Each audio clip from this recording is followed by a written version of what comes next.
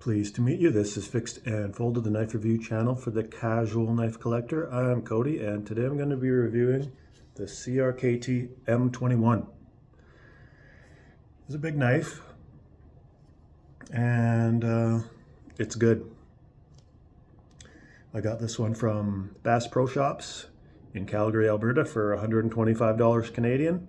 And for that money, you get a G10 handle, you get Sandvik 12C, what is it, 27N or something, steel, and a nice matte coated blade, not reflective. You get these VEF serrations here, and you get like a leaf shape with a hollow grind and a nice even cutting edge, even bevel. You have a pretty thick blade stock. I'd say it's thick, and it tapers down the last third to a stout point. It's not a needle point. Well made. Feel in hand is sturdy. You get a bit of extra traction with these full milled out holes. You got steel liners on both sides, and it's a liner lock with the safety mechanism here where you pull this and then you release the liner, and you can do it one-handed, so I'll show you one-handed. It's easiest if you do it with two hands. Here you go. And it's still pretty fidgety. The action on the flipper is really nice. I just adjusted the slot head pivot screw to get it perfectly centered, and it's really smooth. Great. This one comes with the double finger guards here. Gives it a tactical appearance, and this will provide good hand stopping for penetration.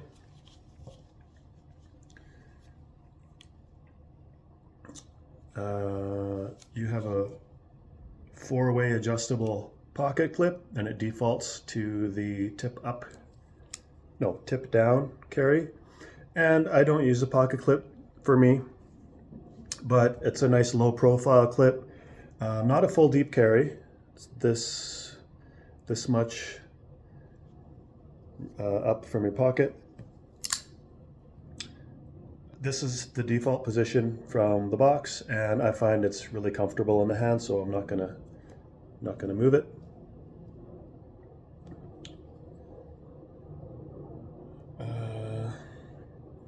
These Crkt tactical knives have been around a long time, and it was one of the first collectible knives that I got maybe 15 years ago, probably the M16. Fit and finish wasn't as good back then. I couldn't get it centered. They're good now. Even if the blade doesn't come perfectly centered from the box, if it's a little bit off, providing it's not an actual, providing the blade itself isn't actually bent from a, an unbalanced quench. Maybe they quenched it at an angle and the side that got put in last is cooler and it bends a little, warps a little bit. If that's not the case and it's just off center a little bit, you can adjust the centering with the slot head. That's what I did. It was a little bit off, and these knives, along with a lot of Civivis, you can, once you adjust, you can see the blade. There's a nice amount of controllable travel where you can center the blade, and the action now is perfectly centered, and the action's really nice, really smooth. I didn't have to disassemble it or clean it out. And so again, you've got a slot head pivot screw there, and then T6s for the body screws, and the T6s for the pocket clip, which I like to see T8s or larger, just to reduce your chance of stripping the threads. Regardless, if you are using a T6, push the bit in while you're going in and out, which will maximize contact with the threads, reduce the chance of stripping them out.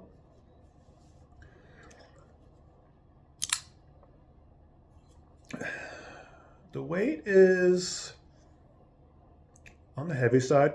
I think this is going to be over 5 ounces, but it's a big knife, so I want something to feel sturdy. If this is a survival, tactical, you know, big, somewhat beefy, well balanced design. It can do multiple uses. Let's find out how much this weighs.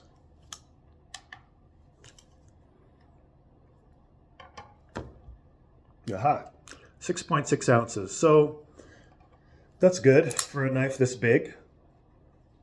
It doesn't feel heavy. It has a good presence in the hand. It's a satisfying weight. You're going to feel it in your pocket. It's a big knife anyway. It leaves a big, what do you call that? Profile? You're definitely going to be able to notice it's in your pocket, but it doesn't feel heavier than it needs to be. It feels good. I mean, you do get lots of weight reduction with these straight through handle holes. So it's, yeah, it's noticeably heavier than the Recon M1, but this is also noticeably lighter than the SOG CLXR, which is 8.2 ounces, so 6.6, not terrible. This is about 5.7. I think that the use case for the Crkt M series, especially the bigger ones, is really equal to the Recon 1 series of folding knives. I think these have the same, they're designed for the same tasks, which is to be multi-use, all around, tactical, heavy-duty work knife, combat knife. Yeah. So I'd say you've got differences with the designs, obviously. You've got the triad lock with the Recon series, and then you've got your safety, your double safety, or your single safety, I guess, on this one. Triad lock is going to be more durable because you have larger amounts of metal connecting, but for even heavy duty use, breaking down thick boxes, this liner lock is going to be fine. It's fully connected into the blade, so I'd say it's a good 35–40% lockup. And the safety is good. It puts a pin against the frame, and you can see, where can you see? You can see here when the pin is fully moved past the frame, and once it's there, then you can just push in the liner while you're pushing back on this, and it releases the liner lock. I don't mind this. A lot of people, knife guys, don't want this. They say they don't need it, and I agree. You really don't need it in this application because you can see there's no cutout in the handle to access the liner, so that's a nice tactical implementation of the design, because tactical knives you don't want to accidentally release while you're using it. So already it's not extremely easy to accidentally release, but you do have some chamfering on the inside of the far side, so there's quite a bit of space between here and here to get your thumb in, so the access is actually quite good. I do think this is unnecessary, but it's easy to get around. See, it's just that easy. One hand, not that big a deal. I don't mind it. So the ergonomics are very good. It feels kind of neutral. It feels neutral in saber grip, which is my default grip. Also, it's easy. I wear extra large gloves. This is easy for me to choke up and put my thumb over the top quillion or finger guard on the back here. It's actually quite comfortable, and yeah, you get to use the full blade length here. Good control. This, just to go thumb forward, is a little bit awkward because of the way my finger is blocked here, and then I have to reach over here. It's doable, but this becomes a hot spot. So this is, meant to be, combat-y, tactical, right? But it is a nice bonus that you can do a safe choke up. There's an unsharpened area here. And so thumb forward, not really an option, but saber grip and choke up grip, well implemented. This is a very practical blade design. You've got a hollow grind, half hollow grind here, like you have an unsharpened swedge on the top. You have a general leaf shape on the blade, and the unserrated version, it follows these lines, so you get a substantial recurve going in here on the non-serrated version, and then for visuals, I prefer the VEF serrations on here instead of the big recurve, because it's just more appealing to my eye than the big recurve, and the serrations are very sharp. I'm not a serrations guy. I prefer a straight edge, but these VEF serrations are large enough that you can sharpen with a nylon rod. So you can do it yourself. You can keep them sharp. And this edge is easy to keep sharp with your normal system. Piercing is pretty good because you have relatively thin material at the tip, and it's medium. It's between it's not so obtuse and not so acute. It's sort of a medium piercing angle, and yeah, with the hollow grind you get really good slicing. Despite this being a relatively thick blade stock, with the grinds and the edges, it's a good performer. Price, 125 Canadian for Sandvik steel G10, good fit and finish, smooth action. A good value for this knife. I'll do a Tommy it lying on it size comparison. Excuse me, sir. Excuse me.